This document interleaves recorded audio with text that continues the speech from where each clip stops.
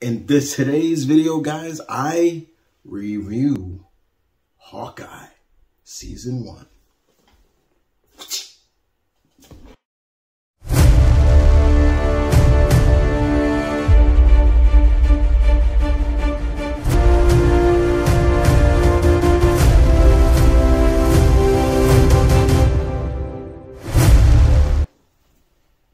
What's good, guys? TheMtVernonkid here, back again. How's everybody doing on there? And so we are here, as always, because your office here to review and an overview of Hawkeye. This is the 5th and final Disney Plus series, Disney Plus Marvel MCU series of the year. And this series went out very much like a champion, in my opinion. Before we get started, I'd just like to say, I think with a lot of us, maybe if I'm not speaking for everybody, but mostly I would have to say is that we were very skeptical about, I would say we were a little skeptical about these series of these characters a little bit, because we didn't know what they were going to bring or how would they expand on the MCU. Would it have ramifications? And in some cases they have expanded on characters, given them more clout, given them more substance, giving them just a more overarching development of these characters, in introducing new characters into the MCU, which has helped. I think we all can agree with that. These series has helped. Some have been good. I do have my rankings of all the 4 live action series, because one of them wasn't animated, but yeah, it's a very interesting take, and to see some of these characters have gotten to work with, from Wanda, Scarlet Witch, and Vision, to them introducing a newer version and different version of Agatha Harkness, to Loki going on this huge Doctor Who-ish ride, to Sam and Bucky finding a place with each other, finding that balance and a friendship and a partnership, and also Sam accepting his role and accepting the mantle of what Steve presented with him at the end of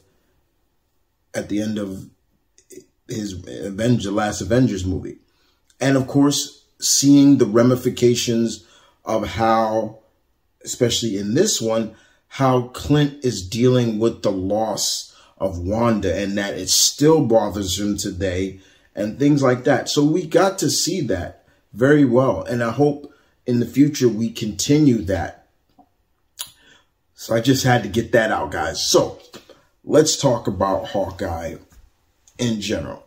This was a 6-part mini or series, but it flowed very well.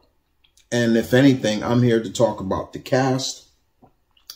I'm here to talk about my favorite scenes, the overarching view that I felt was good.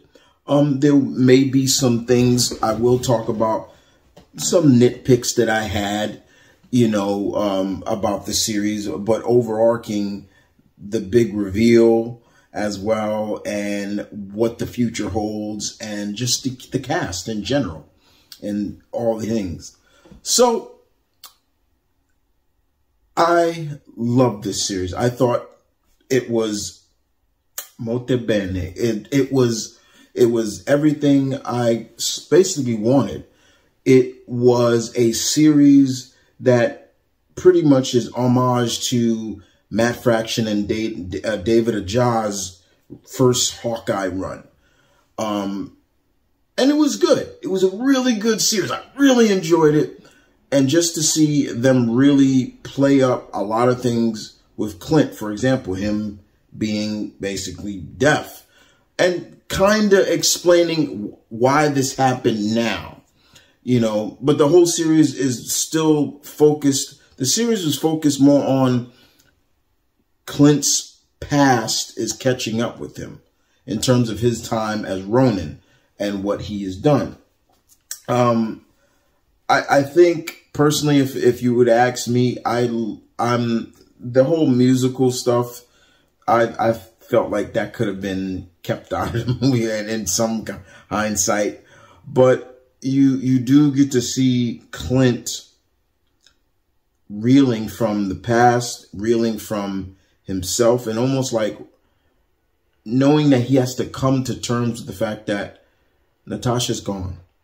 And it still pains him that it does come down to him. It did come down to him, but mostly focusing on how, you know, he is dealing and his past catching up.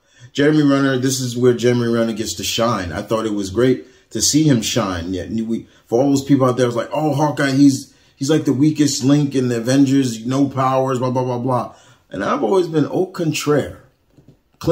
Hawkeye has always been one of my favorite Avengers, always, because of the fact that he is an archer. And I love characters who are masters or are really good at archery, from your Green Arrows to your Speedies to your this to that to your Shaft of the Youngbloods. I love characters who are mastery of archery. I've always thought it was great, and it is harder than it looks because I've done it myself. But it's not just focusing on Clint. We get the debut of Kate Bishop. Kate Bishop, Hawkingbird, she's had so many different names, but now she is considered also Hawkeye. And Haley Stratfield, who plays her, does such a brilliant job as playing this character. I loved her in this role. And I've seen her, and we've seen her in other roles, but it was like she was meant to play Kate. And we get to see where Kate has her love for Hawkeye, and she is a big fangirl of him. And we get to see that she was there during the Battle of New York. And we get to see, which is kind of sad because we see some things that happened. And, for example, her father dying. But we do get to see where her love for Clint comes from. And that's perfect to show. And I thought that was really good. Her mother, played by Vern Famiga, if I'm pronouncing her name right, I apologize. She was good to, she was good to what she was given. She wasn't in every episode, but what she was given was good. We did get to see Jacques Dumont, basically Swordman, because that's basically who that was. Her future stepdad was Swordman. But then, of course, it focused more into a crime of somebody's dead. We get to see the tracksuit mafia, which was great. I was a little disappointed that they didn't use a lot of other nicknames that they used to call Hawkeye. If you read in the books, they called them a couple other names, but we did hear the bro. And it is through that, we get to see this budding but cool relationship between Kate and Clint. And Renner and Stratfield's chemistry was so good. I really enjoyed their chemistry in this. They fed off of each other. And to see Pizza Dog, or Lucky, it was so cool. It was really cool. And I was like, oh my God, they even got the eye, his one eye. You can see that was digitally put in, but it was really cool to see, Pizza Dog or Lucky with the one eye. I was like, God, that's so cool. The pacing of the series was good, but for everybody who the characters in it, from the cast, I thought did a fairly good job. And I love the fact that we were introduced to Echo in this. And I loved her entrance into Enter Echo. You know, we see her, she's in a red lidded room, and she's got like speakers all over, and she's just, you know, like, I guess listening or to the vibrations of the music. And I thought that was really good. I was like, oh, that's perfect for her. And I love that, you know, she represents in this series, she represents not just one community, but she represents two communities, which I really thought was really cool and made a little bit more different for Echo. She's not just the hearing impaired or speech impaired. You know, she's also representing those who have lost limbs, or because she had a prosthetic leg, she had a leg, but she was still a badass, and that was something I really good. So shouts out to Alqua Cox. If I'm saying her name wrong, I apologize to my Native American sister, but yeah, you did a fantastic job. And this was her first role. You get to see somewhat the origins and her relationship with her father. And of course, them playing up why she has a hatred for Ronan. And we even get a little wink of nod of the death of her father. The only difference is when he touched his blood-soaked hand was on like his cheek, on her cheek, instead of her face. If you look at Echo, if you know Echo, she wears like war paint, or it's like a handprint over her face. That's basically the last impression of her father. She put that. So I was like, little forward to details really made it. I was like, that works. I like that. So to see her come in and everybody's really speaking, for most of the cast, it was said that I read that they all learned sign language to be able to really be in depth with her. So I really appreciate that too. Really did. Like I said, the first two episodes, I think a lot of people felt like, okay, the pacing a little slow. My uncle said that he was like, I'm not really into it. And then once that third episode came on, yes, that third episode, which introduced Echo into the fold, that was probably where we really got to see Renner truly be Hawkeye, truly be Earth's mightiest marksman. Yes, that's Hawkeye's nickname, guys. Earth's mightiest marksman. We truly got to see him. That scene alone with him fighting the tracksuit mafia and protecting Kate, that felt legitimately like Hawkeye. Him hitting people with arrows, him shooting off balance, but just making the shot. I was like, oh, that's perfect. It was perfect, and I loved it. And even the fights between him and Echo were great. You know, like I said, Miss Cox did a great job, and I really looked at him like, okay, I see Maya Lopez. It's really good. And occasionally you would hear Clint always saying the big man. And I'm like, we were all probably thinking it, like, there's no way they're not thinking who we all know, because in that series, that big man was in it. So it was a fun ordeal. And that third episode really just, you got to see them play, and Clint using trick arrows. And I'm like, yeah, like that's the Hawkeye that I want to see. That's what needed to be shown in Avengers to a degree. Like, why didn't we get to see that? You know, as I said before, you know, Jeremy Renner wasn't my pick for Hawkeye in general. I wasn't thinking they were going to go more serious tone with him. I thought they were going to go more like what Clint is supposed to be, raised by bad, but became good, you know. And there was part of me that always felt like, someone like, Sean William Scott should have played him. I always felt like, we need somebody with a little sarcastic humor. And I always looked at Sean William Scott as that.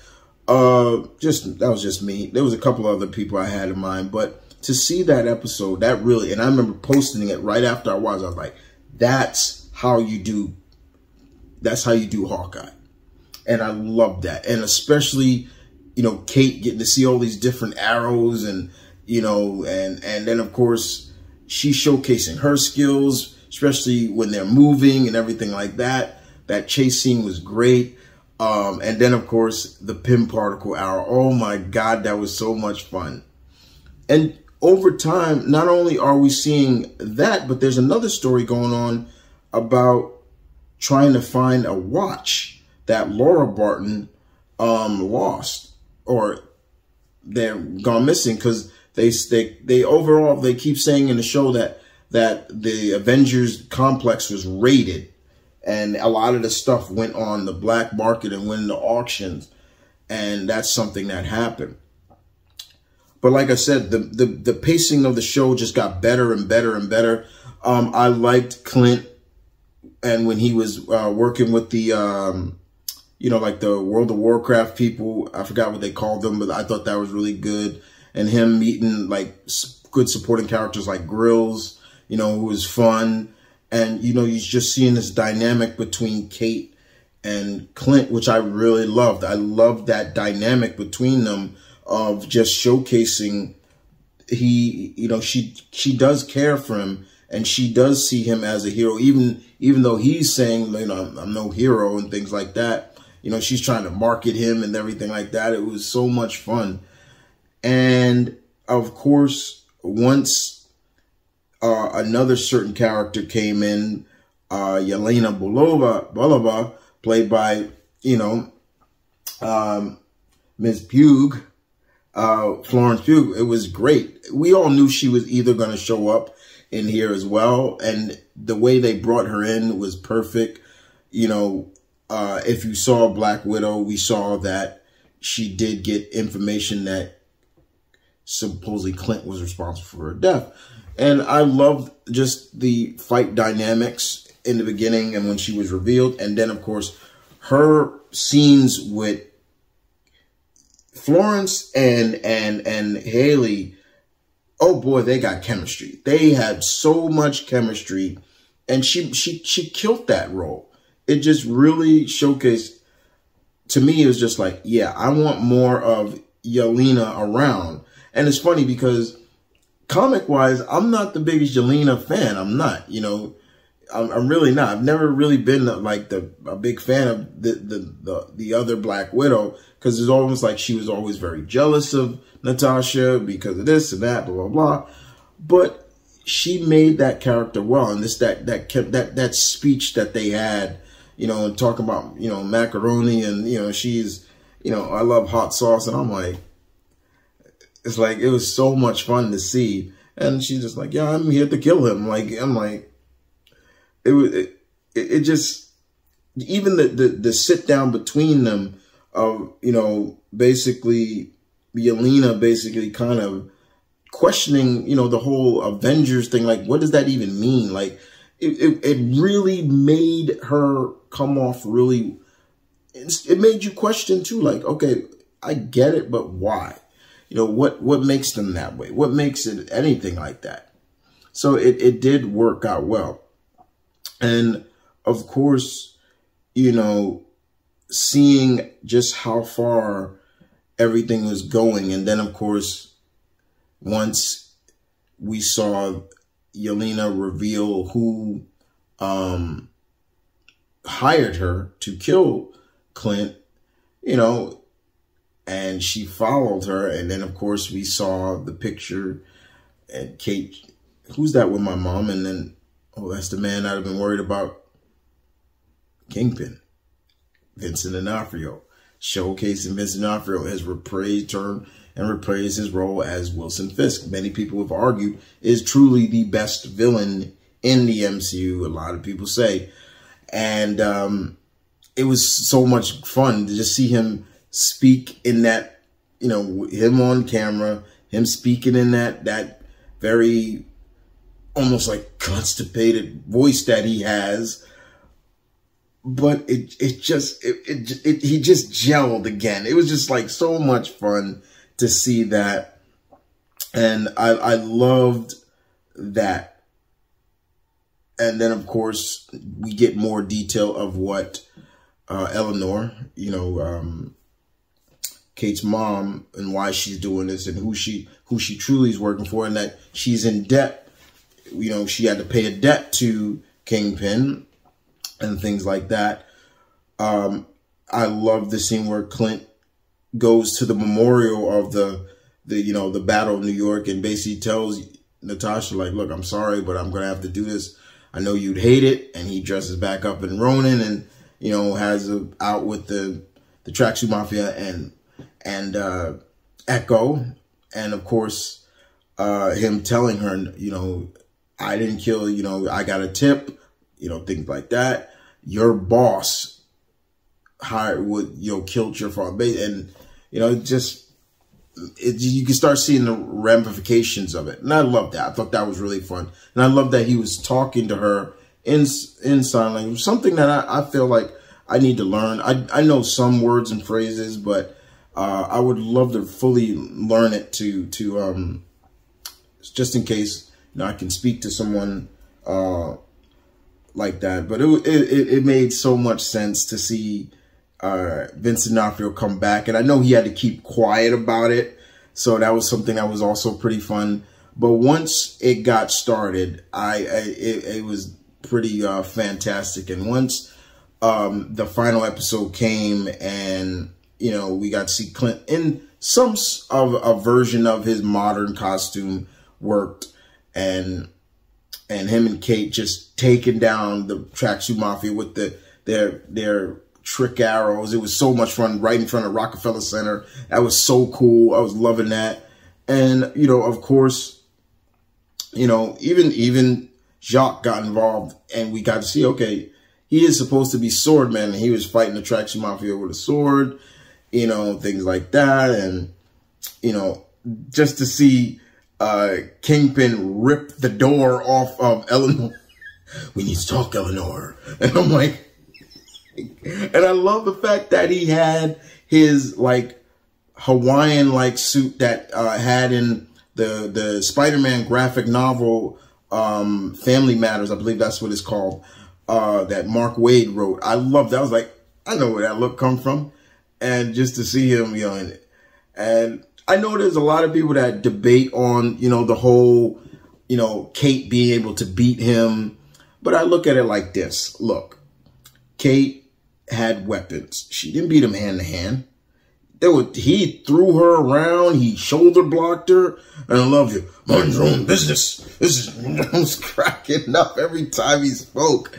But yeah, you know, I mean, she did shoot him twice with arrows, and he just popped. And I'm like, this is feeling like comic book Wilson Fisk, where he doesn't have any superpowers. He's just really, he has unhumanly strength and survival skills, and you know, and endurance. And you're seeing him taking this and taking that. He got hit by a car, and he got back up, and you know, Kate had to kind of blow him back, and you know, it was just stuff like that. And he still got up later on. It was so much, and I loved the scene with Yelena and Clint at the end, and Clint telling her, like, look, I didn't kill her. She saved us all. Like, if I had to, I would change places, but she was better than me. I loved that he said that. Like, he didn't deny, you know, like Natasha was not, I was better than her, but still, no, he literally said that. And I love, you know, it just made sense, you know, like, okay, yes, she did die, but it's not what you think. I love that he was acknowledging that. And just to see Florence perform that role of even just her, like, kind of letting down that wall for a minute, just to see, like, how much she truly misses her sister. Like, you know, I miss her, and like, I miss her too. Like, I get that. It was just so really well done. And, you know, hopefully we'll see Florence again somewhere down the line play Yelena. I would love to see her come back. I know everybody's saying, oh, we may see the Dark. She may be part of the Dark Avengers or something like that. But who knows? I still want to see her again. She's really good as this character. And, you know, I love that. You know, I know there's a lot of people that also feel like we should have got a scene between Clint and Kingpin. And I can agree with that as well. But everybody really performed well. And even to the point we saw a scene where the infamous scene, which was kind of taken out of a mini series that incorporated Echo. And basically Echo approaches Kingpin and she shoots him. We hear she pulls a gun out. She aims it right at Kingpin, and we hear the gun go off, but we don't hear the body fall. So, and I know a lot of people worry, like, okay, where does he go from there? And trust me, he's not dead. He's not dead. In the comics, Echo blinded Kingpin. She shot him in both eyes, and he was blind. But he didn't kill him. She didn't kill him. So my belief is the spinoff, Echo spinoff, will have Vincent D'Onofrio in some shape or form in it. I wouldn't be surprised if we'll see, you know, Matt as well. It would be just so much cool to see that. You know, a lot of people, there was an artwork that showed like the gun went off, but Matt was there to stop her. So it was pretty funny. I actually seen the art of that. It was cool, but I don't think it'd be a waste of. It would be really stupid. Marvel is not stupid.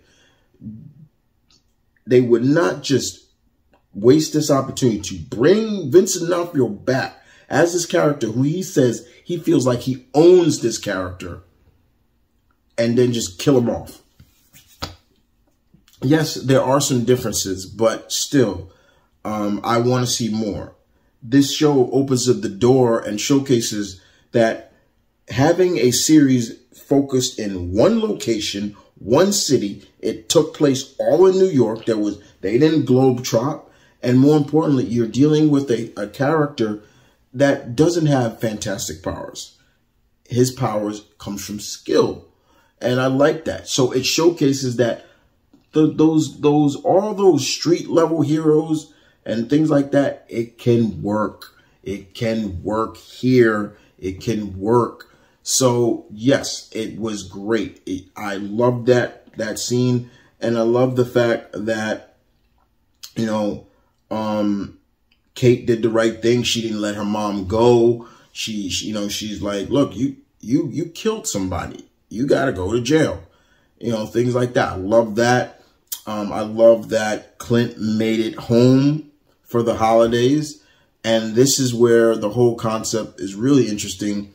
And it opens and it kind of gave people an indication like, okay, I want to see that now. So the watch is found. Hawkeye did find the watch, and it did belong to Linda. And he gives it to her, and we see she has it, and she turns it. When she turns the watch over, we see the old SHIELD insignia with a number at the bottom, 19. Now, any of my fellow comic heads would know Agent 19 in Marvel Comics is Mockingbird, Bobby Morse, Clint's ex-wife in the comics. So it makes you wonder, is Linda, was she a Mockingbird in the MCU? You know, was she, it would be interesting to see it. Okay, well, you got the Black Widows and SHIELD had their own equivalent, the Mockingbirds. It would make sense. And I know there's a lot of people that are saying, oh, I want to see now Linda, what she did. And that's why I've always said, man, I really wish, you know, they didn't get rid of SHIELD. SHIELD was a big important part of the comics as well as the MCU. But yeah, that blew my mind. I went, no way. I was like, what? Now, yes, once again, I know that people, but we already got Mockingbird. And yes, I understand, you know, people wanting, you know, Agents of S.H.I.E.L.D. to be canon and things like that. But if it doesn't go that way, it doesn't go the way, which sucks, because there's some characters I could see making their debut or return for a part of the Secret Invasion series. I'm just saying. But yeah, it worked. And I actually loved the series. The series was really good. And as far as I'm concerned, I would love to see one more season. And I will talk about that in another video. But overall, Hawkeye is my second favorite of the live-action Disney Plus Marvel series. It's right below Falcon and Winter Soldier. I will do a video of my rankings of the live-action series so far. But to everybody who worked on this, to the writers, the directors, to the whole cast, I am looking forward to Echo's spinoff. The whole concept of them just using Pym particles, arrows was great. I love that they did it again. And, you know, Clint basically saying, I got to talk to Scott about that. Like, how do we, you know, fix them back and things like that. Can't wait to see where Haley ends up. I think she has to keep quiet because I think there is a Young Avengers coming out, because there was one scene somebody asked her and she looked at Kevin, and Kevin almost looked at her like, you better not say something. So I'm like, yeah, it's coming. It's coming. But yeah, I love that she was so good as Kate. And I know there's a lot of people that not a big fan of her. I got a friend that's not a big fan, never really a big fan of Kate Bishop, but it works. It worked. The series worked. It was fun. It picked up. The pace picked up. And that's something that good. A show can constantly keep your attention from episode to episode. It really got good. From the suspense, the drama, everything. It worked. It worked so well. I would love to see a second season, and more with the Barton family and a certain character that I wish we do see, that Clint knows. And once again, I will explain that in another video at another time. But what did you guys think of Hawkeye? Did you like it? Did you hate it? Where do you feel we will see when Vincent D'Onofrio's Kingpin? Where do you see Echo series following? Would you want a season 2 of Hawkeye? Are you looking forward to seeing where Florence, Yelena ends up again?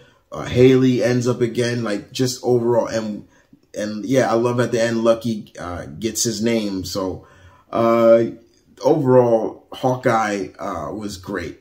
It was shorter. It was short, but it was near perfect. I loved it. And with that being said, guys, I hope you guys enjoyed the video. My overview of Hawkeye. Wait a minute. I'm forgetting one thing. Didn't I say I was going to do my nitpicks? Yes. Okay. I'm forgetting that. One of my biggest nitpicks of the series is that Kit he wasn't really the clown. I was really kind of disappointed that the actor who plays the clown wasn't the clown. We didn't see him in his clown makeup and things like that. I was a little disappointed in that. I was like, oh, he's not really it though. But I still enjoyed it. But that was a nitpick that I really didn't like. So I forgot to say that. Well, guys, hope you guys enjoyed the video. I will see you guys next time with another video for you guys. But in the meantime, guys, you guys take care. This is TheMtVernonkid saying peace, one love, stay tuned, keep it real, guys. Happy New Year. New Year's is coming. And deuces.